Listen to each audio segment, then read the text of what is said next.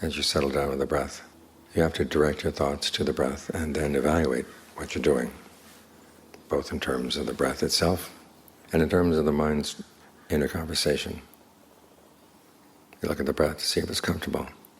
And the question is, how do you know if it's comfortable? Well, you try different kinds of breathing, see which is the best. Ordinarily, you just let the body do its own breathing without interfering too much.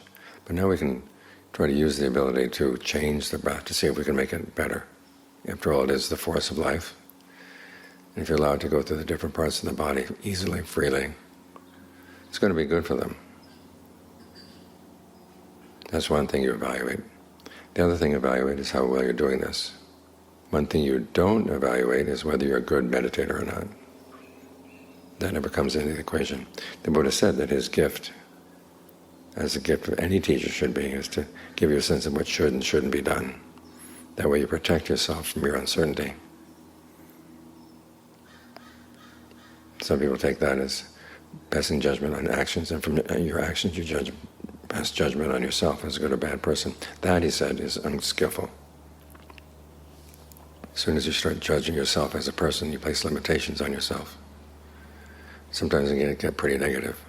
But if you just look at your actions and say, okay, that was not wise, the fact that you can see that it was not wise shows that you have the possibility of doing it better. So keep on focusing on your actions, focusing your powers of judgment there. And that's when they use wisely. Again, sometimes you hear we're told that not to pass judgment on things, just to accept them as they are. Well, if the Buddha had accepted things as they were, he wouldn't have left the palace. He realized that there was a better way to live. So he set out to find it. Once he found it, he taught it to other people. Now, we don't know for sure what he said is true until we've gained awakening ourselves. This is why we need conviction in the path, conviction in the Buddha. Because without that conviction, we're lost. As he says, we're left unprotected, prey to all kinds of ideas, none of which have any clear foundation. But here's someone who seems reliable, and other people have said that they put his teachings into practice and they found good results as well. So we should give them a try. Focus on what's skillful and what's unskillful in your actions as you get the mind to settle down, and in fact as you go through the day. This is one of the reasons why we have the precepts, to give you some standards against which you can measure your actions, measure your intentions. Then we have the instructions in mindfulness and concentration to give you something to use to measure your actions inside.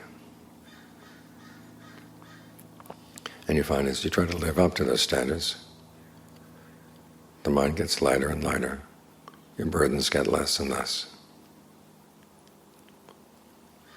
And so you realize that the Buddha really does give protection. It takes us to a place of safety. That's one of the names for Nibbana. We think of Nibbana as being the name for the goal. It's actually one of many, and one of them is refuge, sarana, a place of true safety. We can find it through our efforts. As for who we are along the way, that'll change. Our sense of who we are will change until we don't need it anymore. What's really important is you focus on what you're doing and the question of how you can do it well. Commit yourself to the practice, reflect on the results, and then commit yourself again. That's how you make progress.